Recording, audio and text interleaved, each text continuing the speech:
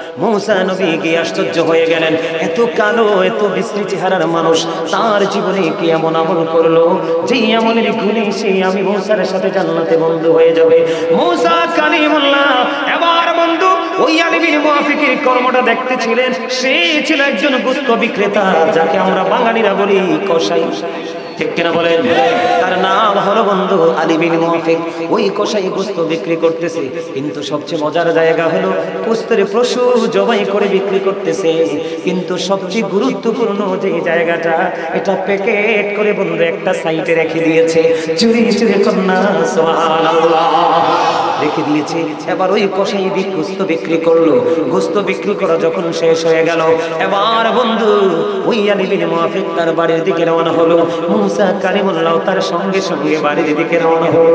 যাইতে যাইতে যাইতে যাইতে মুসা নবী যাইয়া দেখলেন তার মা এত বৃদ্ধ, এত বড় বুড়া হয়েছে, হাঁটতে চলতে পারে না বন্ধু।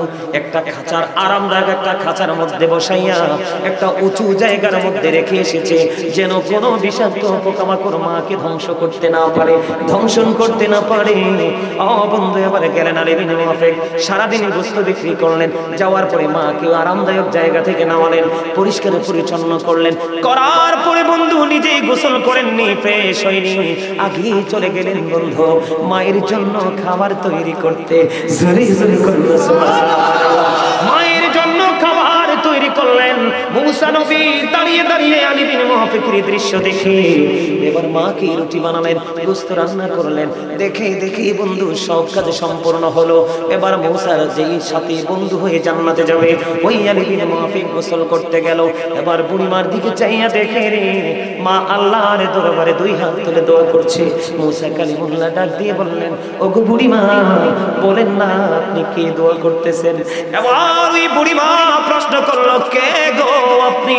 আপনাকে তো আমি চিনতে পারিনি। এবার ওই মুসা কালিমুল্লাহ ডাক দিয়ে বললেন, আমি গো তোমার নবী মুসা কালিমুল্লাহ।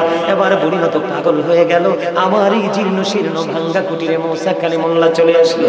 কেন গো কেন গো? বুড়িমা আমি কেন এসেছি সেটা আগে তুমি পড়ে জানো, তুমি বলো তুমি কি দোয়া করতেছ? আবার ওই বুড়িমা দেখে দেখে বলে, ওগো নবী আমার সন্তান আমাকে এত বেশি ভালোবাসে, এত মায়া করে, এত আদর যত্ন করে গো, আমি পাগল হয়ে যাই আমার এই ছেলের ভালোবাসা দেখে গো। ওগো নবী আমার নবী তো মুসা, আমি আল্লাহকে সব সময় বলি, আল্লাহ আমার ছেলেকে তুমি জান্নাতে দাও যদি গো, আমার ছেলেটাকে তুমি মুসার বন্ধু বানাইয়া জান্নাতে দিও। জোরে জোরে কন্যা সুবহানাল্লাহ। মুসা নবী ডেকে বলে, বুড়িমা তোমার দোয়া আমার আল্লাহ কবুল করে নিয়েছে। আমি আল্লাহর কাছে জানতে চেয়েছি আমার সাথে কে রে জান্নাতে বন্ধু হয়ে যাবে। আমার আল্লাহ জানিয়ে দিয়েছে তোমার সন্তান আলী বিন মুআফিক। চুরি চুরি কন্যা সুবহানাল্লাহ করবেন, মিলাদ পড়াবেন, মাহফিল করবেন, বাবা মার জন্য দান সদকা করবেন। আটলান্টিক মহাসাগরে পড়ে একটা মানুষ যেমনি সাহায্য খোঁজে, কবরবাসীরও ঠিক তেমনি কবরে এরকম সাহায্য খুঁজতেছে। যখন বন্ধু তার আপন স্বজন কোনো হাদিয়া উপঢৌকন পাঠায়, এটা পাহাড়ের এনে বড় করে ওই আপন স্বজনের কবরে আল্লাহ পৌঁছে দেয়। জোরে জোরে কন্যা সুবহানাল্লাহ। তাহলে মা বাবাকে মরার পরেও ভালোবাসা যায়, আপন করে নেওয়া যায়। বন্ধু আমার দিকে তাকান। এই রে তুমি হাসলা কেন? তোমার হাসির কারণটা কি একটু বলো? আরে আমারে তোমার পছন্দ না হইতে পারে, কথাগুলো কি আমার কথা? তো কোরআন এবং হাদিসে। তোমার এখানে বসে হাসি আসে, ছি ছি ছি, আফসোস। অবাক লাগলো, এর হাসির মধ্যে কোনো ধরনের কোনো জড়তা ছিল না, একদম ক্লিয়ার। আমার দিকে তাকান বন্ধু, আমি একটা এক্সাম্পল দেই, বনি ইসরাইলের বুখারী এবং মুসলিম শরীফের হাদিস, অনেক লম্বা হাদিস। শুধু মা বাবার সাথে যুক্ত যে জায়গাটা আপনাদের সামনে তুলে ধরি, মা বাবার ভালোবাসা সন্তানকে কতটা আল্লাহর রহমতের ছায়া তলে জায়গা করে দেয়। বনি ইসরাইলের তিনজন লোক, কয়জন খেয়াল করেন, কয়জন লোক? তিনজন লোক বন্ধু সফরে বের হলো। সফরে বের হইতে সফর করতে করতে করতে করতে বন্ধু সন্ধ্যা ডানা মেলে দিল। তখন তারা আশ্রয় খুঁজতেছিলেন, তখন তারা একটা পাহাড়ের গুহার মধ্যে ঢুকে গেল। কোথায়? পাহাড়ের গুহার মধ্যে ঢুকে গেল।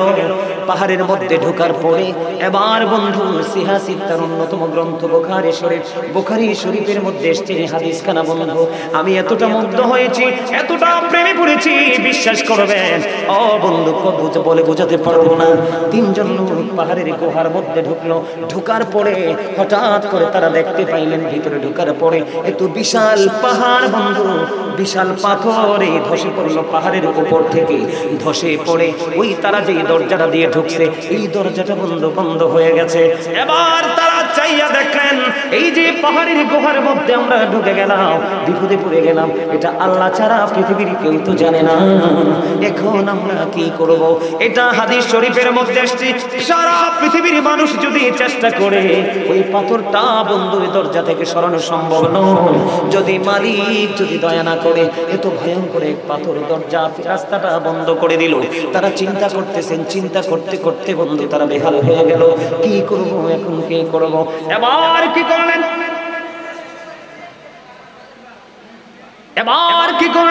তিনজনে মিলে চিন্তা করলেন, তিনজন মিলেমিশে চিন্তা করলেন যে আমাদের পার্সোনাল কিছু আমল আছে, কি আছে?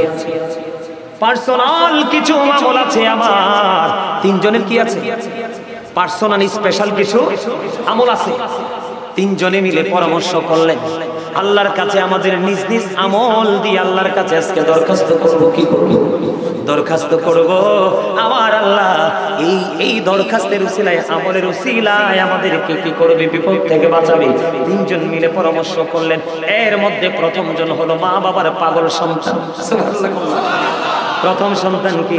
বাবা মার পাগল সন্তান। তিনজন মিলে বন্ধু তারা চিন্তা করে তিনজনের জীবনের তিনটা গুরুত্বপূর্ণ আমল তারা খুঁজে বের করলেন।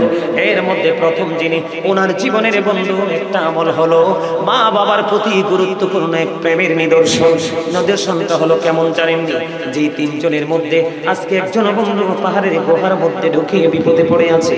এই সন্তানটা মা বাবার পাগল, সেই ছিল একটা কাঠুরিয়া। কি? সে ছিল একজন কাঠুরিয়া। সকাল যখন হতো বন্ধু দা অথবা কুড়াল নিয়ে তিনি জঙ্গলে যেতেন, কাঠ কেটে বন্ধু এনে তিনি বিক্রি করে তার জীবিকা উপার্জন করতেন। বন্ধু ওনার ঘরে দুধ দহনের প্রাণী ছিল। আমাদের ঘরে ছাগল থাকে না, গাভী থাকে না, এইরকম বন্ধু দুধের প্রাণী। আজকে কাঠ কাটতে গিয়ে বন্ধু দেরি হয়ে গেল, কাঠ কাটতে গিয়ে দেরি হয়ে গেল, সময় মতো আসতে পারলেন না, অনেক দেরি করে আসলেন। আইসা দেখেন মা বাবা বন্ধু ঘুমিয়ে গেছে। যখন ঘুমিয়ে গেল কাঠগুলো রেখে আগে বন্ধু তিনি দুধ দহন করলেন। দুধ দহন করার পরে যখন তিনি ঘরে গেলেন, ঘরে যাওয়ার পরে যাইয়া দেখলেন এখনো বাবা মার ঘুম ভাঙে না, বাবা মা ঘুমিয়ে আছে।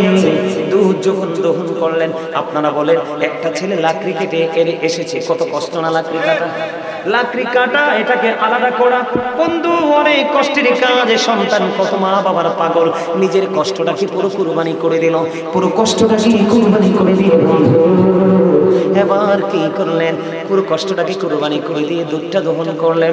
দুধের পাত্রটা হাতে নিয়ে বন্ধু দাঁড়িয়ে গেলেন। হাদিস শরীফের মধ্যে এসেছেন তার ওরসের সন্তান, সন্তান বাবাকে ডাকে, বাবা বাবা গো, দাদু দাদা ঘুমিয়েছে গো, আমাকে একটুখানি দুধ দাও না, আমি দুধ পান করব। কেমন সন্তান? ওই সন্তান একটা ডাক দিয়ে বলল, বাবা বাবা গো, যতক্ষণ পর্যন্ত আমি আমার মা এবং বাবাকে দুধ খাওয়াতে না পারবো আমি কাউকে পাতিল থেকে দুধ দিব না। জোরে জোরে কেমন পাগল সন্তান, নিজের সন্তান রেখে রেখে বলে, বাবা একটুখানি দুধ দাও।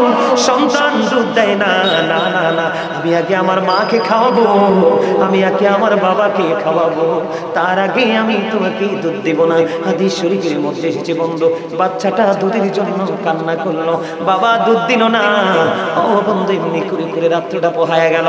সকাল যখন হলো, আসসালাতু খায়রুম মিনান নাওম, আযান হয়ে গেল, বাবা মার ঘুম ভেঙে গেল এবং বাবা মা উঁচু টুচু বানিয়ে বন্ধু নামাজ পড়লো। আর সন্তান তো দুধের পাত্র হাতে নিয়ে মায়ের দরজায় দাঁড়িয়ে আছে। বাবা মা উঠলো, ওঠার পরে বাবা মাকে দুধটা খাওয়ালো, দুধ পান করলো। বন্ধু, এমন প্রেম মা বাবার সাথে আজকের এই সন্তান পৃথিবীর কেউ জানে না। পাহাড়ের গুহার মধ্যে বিপদে পড়ে আছে, এবার কি করবে? আজকে আল্লাহকে একটা ডাক দিয়ে বললেন, আল্লাহ গো, ওই দিন আমি পাহাড় থেকে গিয়েছিলাম, শরীর অত্যন্ত ক্লান্ত ছিল, আমি খুব টায়ার্ড ফিল করেছিলাম, কিন্তু তারপরেও আমার বাবা মার প্রেম এত বেশি ছিল গো, আমি দুধ দোহাই আমার সন্তানকে পর্যন্ত দেইনি গো। সারাটা রাত ওই মায়ের দরজার পাশে দাঁড়াইয়া রইলাম। আল্লাহ, ওই দিন মা বাবার সাথে মিষ্টি আচরণ করেছিলাম শুধু তুমি আল্লাহকে খুশি করার জন্য।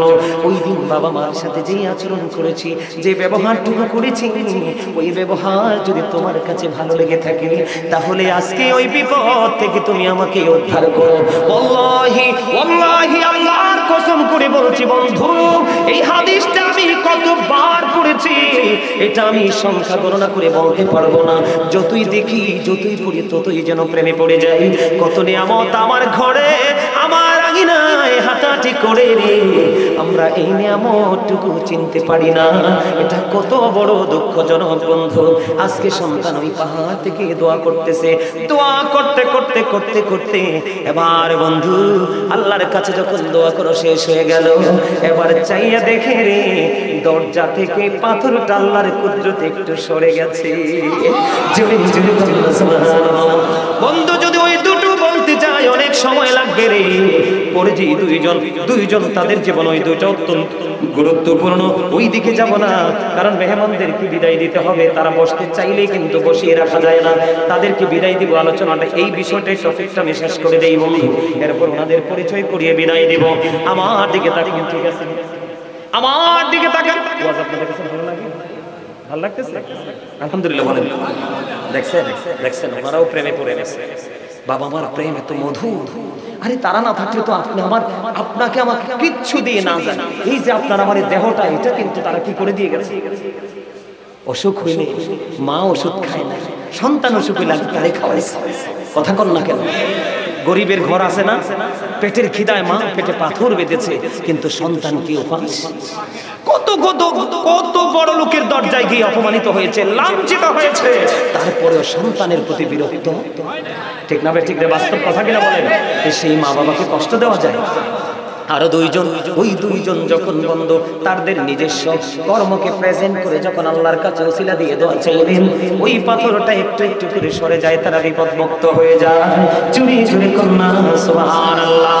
এবার আসেন বন্ধু, আর দুইটো জায়গা আপনাদেরকে নিয়ে একটু বিচরণ করব, কারণ আমার আরো দুইটো বিষয় বাকি আছে, একটু একটু করে আলোচনা করব। বন্ধুরে আমার, মুসা নবী একদিন আল্লাহকে প্রশ্ন করলেন। মুসা কালিমুল্লাহর নাম আপনারা শুনেছেন তো?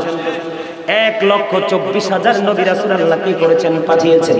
এর মধ্যে 8 জনকে আল্লাহ স্বর্গীয় উপাধি দিয়েছেন। এর মধ্যে একজন হলো মুসা কালিমুল্লাহ। মুসা স্পোক টু আল্লাহ, মুসা আল্লাহর সাথে কথা বলেছেন। মুসা এমন একজন আল্লাহর নবী। মুসা কালিমুল্লাহ একদিন আল্লাহ রাব্বুল আলামিনকে ডেকে বললেন, আল্লাহ, আমি মুসার সাথে জান্নাতে বন্ধু হয়ে কে যাবে গো? আমার আল্লাহ মুসা কালিমুল্লাহকে জানিয়ে দিলেন, তোমার সাথে জান্নাতে বন্ধু হয়ে যাবে আলী বিন মুআফিক। আল্লাহ গো, সে কোথায় গো? কয় বলকে চলে যাও। এবার মুসা নবী ওই খবর পেয়ে বলকে চলে গেলেন। বলকে যাইয়া দেখলেন আলী বিন মুআফিক বন্ধু এত বিশ্রী, এত কুশ্রী, এত কালো। মুসা কালিমুল্লাহ দেখে আশ্চর্য হয়ে গেলেন, এত বিশ্রী চেহারার মানুষ, এত কালো চেহারার মানুষ, কেমন করে আমি মুসার সাথে বন্ধু হয়ে জান্নাতে যাবে? আপনারা সবাই একটু সামনে আসেন না, দেখেন তারা অনেকক্ষণ দাঁড়ায় রয়েছে কষ্ট করে। আমি আগে আপনাদেরকে বলছিলাম, এই তুমি আসো এখানে, বাবু আসো, তোমার সামনে খালি জায়গা, আসো ভাই, আপনারা দয়া করে সামনে আসেন। নবীজির সুন্নাত হলো আপনি বসবেন, আপনার সামনে আশেপাশে জায়গা থাকলে আপনার ভাইকেও বসতে দিবেন। সবাই আসেন। এই যে ভাইয়ের, আপনারা সবাই আসেন না দয়া করে। এই যে ওই মানুষগুলো এই অনেকক্ষণ ধরে দাঁড়িয়ে আছে, সবাই আসেন। আসেন না সবাই? সবাই আসেন, সবাই আসেন। আরে ভাই, ওনাদেরকে বসতে দেন না, আসেন সবাই আসেন। আরো জোরে বসেন। ইয়া রাসূলুল্লাহ, ইয়া হাবিবাল্লাহ, ইয়া রাসূলুল্লাহ, ইয়া হাবিবাল্লাহ, আমার মতে নিদান কালে আসিও নবী গো, আমার শিয়রে দেখিব আপনাকে আপন নজরে। ইয়া রাসূলুল্লাহ, ইয়া হাবিবাল্লাহ ইয়া রাসূলুল্লাহ লাশ শুনেছি হাদিসে দেখিলে আপনাকে জীবনের গোনা ঝরিয়া পড়ে দিও গো দেখা দয়া করে ইয়া রাসূলুল্লাহ ইয়া হাবিবাল্লাহ ইয়া রাসূলুল্লাহ ইয়া হাবিবাল্লাহ মুনকার নাকির আসিয়া সওয়াল করবে বসাইয়া নিবেন পর্দা দয়াল নবী উঠাইয়া সালাম জানাবো কুদুসিয়া ইয়া রাসূলুল্লাহ ইয়া হাবিবাল্লাহ ইয়া রাসূলুল্লাহ আসসালাতু ওয়াসসালামু আলাইকা ইয়া রাসূলুল্লাহ জোরে জোরে কোন আলহামদুলিল্লাহ। অল্প সময়ের মধ্যে এই বিষয়টা আমি ক্লোজ করে নিচ্ছি। আমার দিকে তাকান, মুসা নবী কি আশ্চর্য হয়ে গেলেন, এত কালো এত বিশ্রী চেহারার মানুষ তার জীবনে কি এমন আমল করলো যে আমলের গুণে সে আমি মুসার সাথে জান্নাতে বন্ধু হয়ে যাবে। মুসা কালিমুল্লাহ এবার বন্ধু ওই আলী বিন মুআফিকের কর্মটা দেখতেছিলেন। সে ছিল একজন গোশত বিক্রেতা, যাকে আমরা বাঙালিরা বলি কসাই, ঠিক কিনা বলেন? তার নাম হলো বন্ধু আলী বিন মুআফিক। ওই কসাই গোশত বিক্রি করতেছে, কিন্তু সবচেয়ে মজার জায়গা হলো গোশতের পশু জবাই করে বিক্রি করতেছে, কিন্তু সবচেয়ে গুরুত্বপূর্ণ যে জায়গাটা এটা প্যাকেট করে বন্ধু একটা সাইডে রেখে দিয়েছে, চুরি চুরি কন্যা সুবহানাল্লাহ রেখে দিয়েছে। এবার ওই কসাই গোশত বিক্রি করলো। গোশত বিক্রি করা যখন শেষ হয়ে গেল, এবার বন্ধু ওই আলী বিন মুআফিক তার বাড়ির দিকে রওনা হলো। মুসা কালিমুল্লাহ তার সঙ্গে সঙ্গে বাড়ির দিকে রওনা হলো।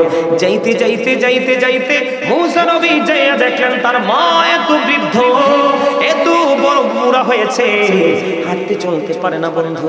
একটা খাঁচার আরামদায়ক একটা খাঁচার মধ্যে বসাইয়া একটা উঁচু জায়গার মধ্যে রেখে এসেছে, যেন কোনো বিষাক্ত পোকামাকড় মাকে ধ্বংস করতে না পারে, ধ্বংসন করতে না পারে। বন্ধু এবার গেলেন আলী বিন মুআফিক, সারাদিন গোশত বিক্রি করলেন, যাওয়ার পরে মাকে আরামদায়ক জায়গা থেকে নামালেন, পরিষ্কার পরিচ্ছন্ন করলেন, করার পরে বন্ধু নিজেই গোসল করেননি, ফ্রেশ হয়নি, আগে চলে গেলেন বন্ধু মায়ের জন্য খাবার তৈরি করতে। জোরে জোরে করলো সুবহানাল্লাহ। মায়ের জন্য খাবার তৈরি করলেন। মুসা নবী দাঁড়িয়ে দাঁড়িয়ে আলী বিন মুআফিকের দৃশ্য দেখে এবার মাকে রুটি বানালেন, গোশত রান্না করলেন। দেখে দেখে বন্ধু সব কাজ সম্পূর্ণ হলো। এবার মুসার যেই সাথী বন্ধু হয়ে জান্নাতে যাবে, ওই আলী বিন মুআফিক গোসল করতে গেল। এবার বুড়িমার দিকে চাইয়া দেখে রে মা আল্লাহর দরবারে দুই হাত তুলে দোয়া করছে। মুসা কালিমুল্লাহ ডাক দিয়ে বললেন, ওগো বুড়িমা বলেন না আপনি কি দোয়া করতেছেন? এবার ওই বুড়িমা প্রশ্ন করলো, কে গো আপনি? আপনাকে তো আমি চিনতে পারিনি। এবার ওই মুসা কালিমুল্লাহ ডাক দিয়ে বললেন, আমি গো তোমার নবী মুসা কালিমুল্লাহ। এবার বুড়িমা তো পাগল হয়ে গেল, আমার এই জীর্ণ শীর্ণ ভাঙ্গা কুটিরে মুসা কালিমুল্লাহ চলে আসলো। কেন গো কেন গো? বুড়িমা আমি কেন এসেছি সেটা আগে তুমি পড়ে জানো, তুমি বলো তুমি কি দোয়া করতেছো? এবার ওই বুড়িমা দেখে দেখে বলে, ওগো নবী আমার সন্তান আমাকে এত বেশি ভালোবাসে, এত মায়া করে, এত আদর যত্ন করে গো, আমি পাগল হয়ে যাই আমার এই ছেলের ভালোবাসা দেখে গো। ওগো নবী আমার নবী তো মুসা, আমি আল্লাহকে সব সময় বলি, আল্লাহ আমার ছেলেকে তুমি জান্নাতে দাও যদি গো, আমার ছেলেটাকে তুমি মুসার বন্ধু বানাইয়া জান্নাতে দিও। জোরে জোরে কন্যা সুবহানাল্লাহ। মুসা নবী ডেকে বলে, বুড়িমা তোমার দোয়া আমার আল্লাহ কবুল করে নিয়েছে।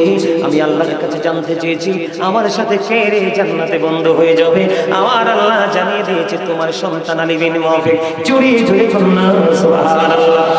ছোট্ট করে আরেকটা হাদিসের একটা অংশ বন্ধু, ওটাও অনেক লম্বা হাদিস, ছোট্ট একটা অংশ বলে এই বিষয়টাকে শেষ করে দিব। মেহমানদেরকে বিদায় দিব, কারণ তারা অনেক ব্যস্ত মানুষ, বিজি মানুষ, বসায় রাখা সম্ভব হবে না, উচিত হবে না বন্ধু। তারপরও যতটুকু সময় দিয়েছে আমি আলহামদুলিল্লাহ বলবো। আলহামদুলিল্লাহ বলেন। বন্ধুরে আমার এই হাদিসটা বুখারী শরীফের একটা অংশ খেয়াল করেন। বাবা মার ওজন, বাবা মার মর্যাদা কত, তাদের জবান আল্লাহর কাছে কত পবিত্র, কত পছন্দের বোঝানোর জন্য এখন আমাদের দেশে অনেক মসজিদের ইমাম সাহেব আলেম ওলামা বাবা মাকে কষ্ট দেয়। আছে না নাই? আছে না নাই? লাঠি দিয়া পর্যন্ত বাবার গায়ে আঘাত তোলে। এরকম ইমাম জানা থাকলে তার পিছনে কোনোদিন নামাজ পড়বেন না। কারণ সার্টিফিকেট থাকলে, শিক্ষাগত যোগ্যতা থাকলে শুধু ইমাম হওয়ার যোগ্যতা রাখে না। ইমাম হওয়ার জন্য তার গুড ক্যারেক্টার সম্পূর্ণ হতে হবে, উত্তম চরিত্রের অধিকারী হতে হবে। ও বন্ধু, তার ক্যারেক্টার যদি গুড না হয়, ভালো না হয়, কখনোই সে যতই শিক্ষিত হোক ইমাম হওয়ার যোগ্যতা রাখে। ঠিক কিনা বলে? একটা বন্ধু হাদিসের একটা অংশ, একজন আল্লাহওয়ালা পাগল যুবক ছিলেন, যার নাম ছিল হাদিস শরীফের মধ্যে এসেছে, যার নাম হলো হযরতে জুরাইজ। বুখারীতে এসেছে, হাদিসখানা খেয়াল করেন, অত্যন্ত গভীরভাবে খেয়াল করেন। এই ঘটনা বলে হাদিসটুকু অংশটুকু বলে শেষ করে দেব। বন্ধুরে আমার, আমরা যেমন আজকে একত্রিত হয়েছি, মসজিদে জামাত পড়তে একত্রিত হই, ওই হযরতে জুরাইজ কিন্তু এমন মানুষ ছিলেন না। উনি একজন সাধক টাইপের লোক ছিলেন। উনি একা একা আমল করতে বন্ধু মজা পাইত। তখন তিনি লোকালয় থেকে অনেক দূরে তিনি একটা হুজরা বানালেন। কি বানালেন? লোকালয় থেকে তিনি একটা হুজরা বানালেন। বন্ধু, লোকালয় থেকে তিনি একটা হুজরা বানালেন। এদিক দেখান, হুজরা বানাইয়া, হুজরাটা বানাইছে হাদিস শরীফের মধ্যে আসছে মাটি দিয়ে। কি দিয়ে? মাটি দিয়ে তিনি হুজরাটা বানালেন। হুজরাটা মাটি দিয়ে বানাইয়া, হুজরাটা মাটি দিয়ে বানাইয়া, ও বন্ধু, এটার মধ্যে তিনি সব সময় আমলে নিয়োজিত থাকে। আমরা তো টাইম টু টাইম করি, ঠিক কিনা? কিন্তু ওই জুরাইজ টাইম টু টাইম নয়, অলওয়েজ আল্লাহর জন্য আল্লাহর দরবারে তিনি প্রার্থনা করতেছেন। বন্ধু, কন্টিনিউয়াসলি তিনি প্রে করতেছেন হুজরায় বসে বসে। একদিন তিনি নামাজরত অবস্থায়, গভীর খেয়াল, অত্যন্ত সেন্সিটিভ একটা বিষয় বন্ধু, গভীর তিনি নামাজ পড়ে। নামাজের মতো বড় আমল আর কিছু আসেনি। এটা আপনি ফরজ বলেন, ওয়াজিব বলেন, সুন্নাত বলেন, নফল বলেন, নামাজের মাধ্যমে আল্লাহর কদমে আমরা কপাল লাগাই, এটার চেয়ে বড় জিকির আর কিছু হতে পারে না। জুরাইজ হুজরার মধ্যে নামাজরত অবস্থায়, এমন অবস্থায় বন্ধু, এমন নামাজরত অবস্থায় তিনি হুজরার মধ্যে, এমন সময় ওই জুরাইজের মা বাইরে থেকে ডাকে, মা, বাবা, বাবা জুরাইজ, আমি তোমার সাথে দেখা করতে এসেছি, আমি তোমার মা। জুরাইজ তো নামাজের নিয়ত বেঁধেছে। খেয়াল করেন, জুরাইজ নামাজে দাঁড়িয়ে দাঁড়িয়ে চিন্তা করে। জুরাইজ নামাজে দাঁড়িয়ে দাঁড়িয়ে চিন্তা করে, আল্লাহ, আমি কি নামাজ চালিয়ে যাব নাকি আমার মায়ের ডাকে সাড়া দিব? সর্বশেষে জুরাইজ চিন্তা করলেন, না না না, আমি আমার মায়ের ডাকে সাড়া দিব না, নামাজটাকে শেষ করে নিই। খেয়াল করেন, তিনি নামাজটা শেষ করে নিলেন। নামাজ শেষ করার পরে হুজরার বাইরে এসে দেখে মা নাই, মা চলে গেছে। জুরাইজ আর কিছু বললেন না, আবার তিনি হুজরার মধ্যে অবস্থান শুরু করলেন। হুজরার মধ্যে অবস্থান করতে করতে করতে করতে বন্ধু, আবার একদিন চলে গেল, রাত চলে গেল, পরের দিন আবার জুরাইজ হুজরার মধ্যে নামাজরত অবস্থায়। এমন সময় আবার পরের দিন মা আসলো। মা এসে ডেকে, বাবা, বাবা গো, ও বাবা জুরাইজ, তুমি কোথায় গো? আমি মা এসেছি, তোমাকে দেখবো। এবার বন্ধু, জুরাইজ আজকেও গত দিনের মতো নামাজ চালিয়ে গেল, কিন্তু কি করে না, মায়ের সাথে দেখা করলো না। মনে মনে চিন্তা করে, যেহেতু নামাজের নিয়তটা বেঁধে ফেলেছি, নামাজ শেষ করে আমি আমার মায়ের সাথে দেখা করবো। 2 দিন চলে গেল বন্ধু, একদিন 2 দিন চলে গেল, তৃতীয় দিন আবার বন্ধু আসলেন ওই জুরাইজ, জুরাইজের মা। আজকেও জুরাইজ নামাজরত অবস্থায়, কি নিয়তির কি পরিণতি দেখেন, নিয়তির কি খেলা। আজকেও জুরাইজ নামাজরত অবস্থায়, মা ডাকে বারবার জুরাইজ। আজকেও চিন্তা করলো নামাজ শেষ করে এসে মায়ের সাথে দেখা করবো, কিন্তু আজকেও নামাজ শেষ করলো। নামাজ শেষ করে বাইরে এসে দেখে আজকেও মা নাই, আজকেও মা নাই। মা একদিন, 2 দিন, 3 দিন করে করে আসলো। 3 দিন বন্ধু এমন করে করে এসে 3 দিন যখন ছেলের সাথে দেখা হলো না, এবার যাওয়ার সময় বলে গেল, আল্লাহ, 1 দিন নয়, 2 দিন নয়, 3 দিন আমি আমার ছেলের সাথে দেখা করতে এসেছি, ওই ছেলেটার সাথে আমার দেখা হলো না, আমি কষ্ট পেয়েছি। কিন্তু ছেলে তো নামাজ পড়ে। খেয়াল করেন, ছেলে কি করে? 3 দিন আসলাম, ছেলেটা দেখা দিল না। তুমি আমার ওই ছেলেটাকে বেশ্যা মহিলার মুখ না দেখাইয়া মরণ দিও না। জোরে জোরে কন্যা নাউজুবিল্লাহ। মা কি দিল? অভিশাপ দিয়ে দিল। আসলে তো সন্তান মাকে বকাঝকা করে না, বুখারী শরীফের হাদিস, সন্দেহ করার কোনো সুযোগ নাই। এবার বন্ধু কি করলেন, মা অভিশাপ দিয়ে চলে গেলেন। বেশ্যা মহিলার মুখটা দেখাইয়া তারে মরণ দিল না। বন্ধু ওই তৎকালীন সময়ে জুরিজের জামানায় ওই এলাকায় বেশ্যা মহিলা বাস করত, যার কাজই ছিল বেগানা পুরুষের সাথে ফিজিক্যাল মেলামেশা। নাউজুবিল্লাহ।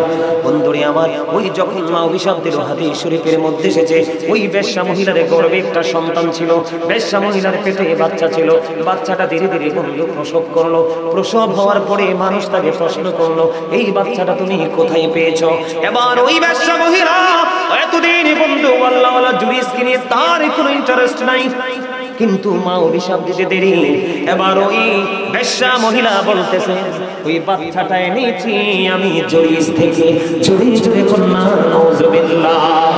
আসলে তো সরল মনা জুরিস কিছুই জানে। অভিশাপ কোনটা কাজে লাগছে? মায়ের অভিশাপ, ঠিক কিনা বলেন বন্ধুরে আমার? এবার দেখবেন চোর যদি চুরি করে কেউ কিছু বলে না, কিন্তু মসজিদের ইমাম সাহেব যদি পান থেকে চুল খসে, দেখবেন তার পিঠের চামড়া থাকে না, চাকরি থাকে না, ঠিক কিনা বলেন? এটা বাস্তব কথা না বন্ধুরে আমার?